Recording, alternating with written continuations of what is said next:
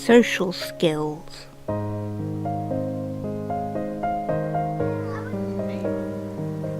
Social difficulties are the most well-known aspect of autism. Autistic people find typical social interaction difficult to understand, and we may not respond in the ways that other people expect. Some autistic people are keen to form social relationships, but may find it challenging to achieve. Hello, how are you?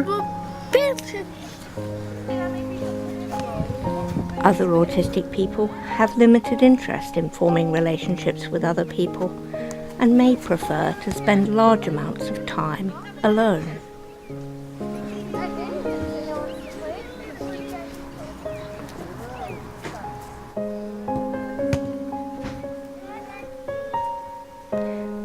But everyone needs to know how to balance their rights and needs with those of other people in order to get along with other people in society. All young people, including autistic young people, need to learn some social rules. Growing up requires learning to accept some give and take between your own needs and those of people around you. Everyone needs to learn to respect the rights of others and to expect others to respect their rights.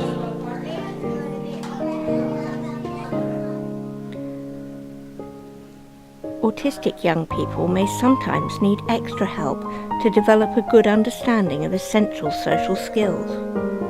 Adults can help by supporting autistic young people to find ways of meeting their own needs, which also respect others' rights.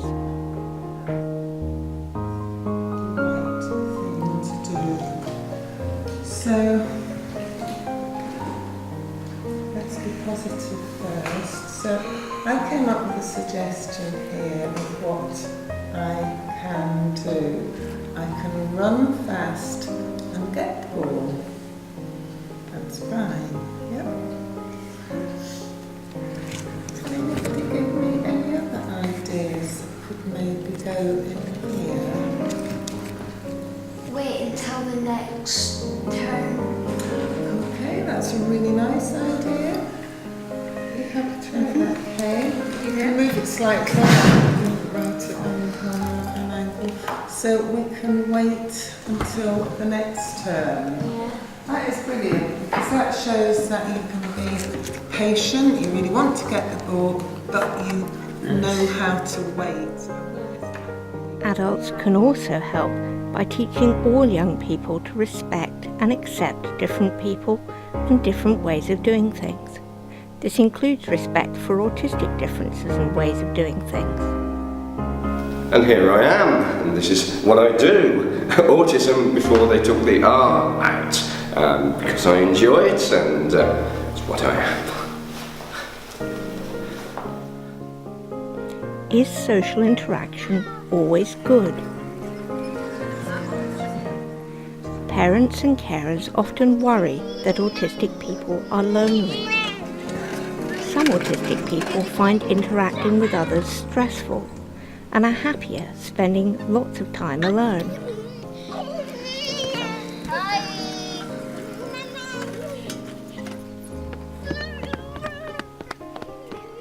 Some autistic people like to interact on our own terms with a few familiar people.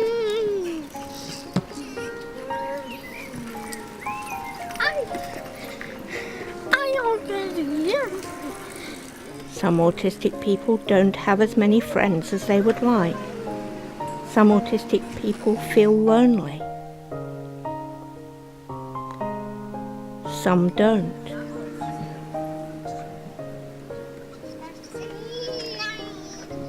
All these things may be true of one person at different times, so it is worth asking questions and thinking carefully about what each individual actually wants and needs.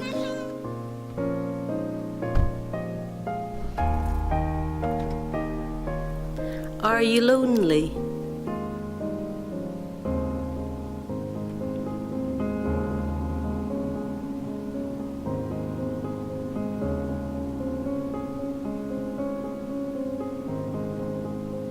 Do you want more or less social interaction?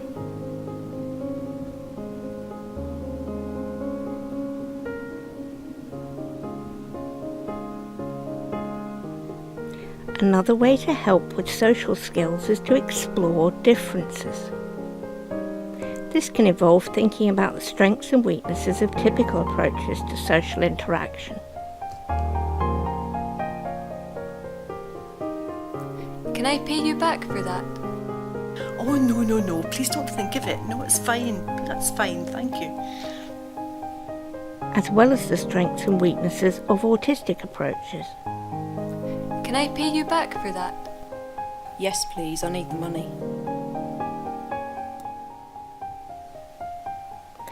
Typical approaches to interaction aren't necessarily right. How was your day at school?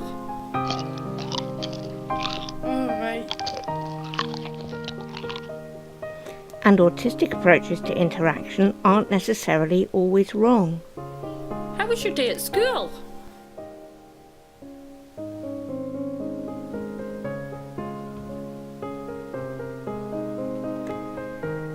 It can really help to try to understand both points of view.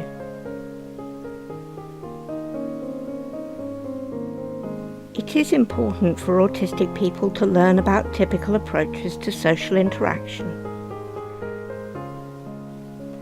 But it's also important for typically developing people to learn about autistic ways of seeing the world.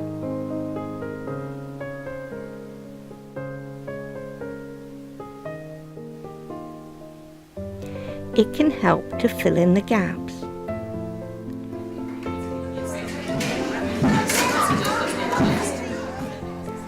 From an autistic point of view, typical social interaction can often be really confusing. It can help to explain what people are doing, but it can help even more to explain why they are doing it.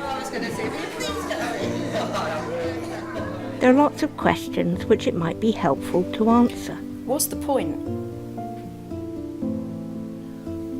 Why is she saying that? What are the unwritten rules? So, a brief reminder of key ways to help with social skills. All young people need to learn how to balance their rights and needs with those of others. It can help autistic young people to provide extra support with working out what the choices are and how people are affected by them. A second way to help is to think and ask about how much social interaction an autistic person actually wants and needs. Everyone's different. It can be really helpful and fun to explore differences between typical approaches to social skills and autistic approaches and think about the strengths and weaknesses of each.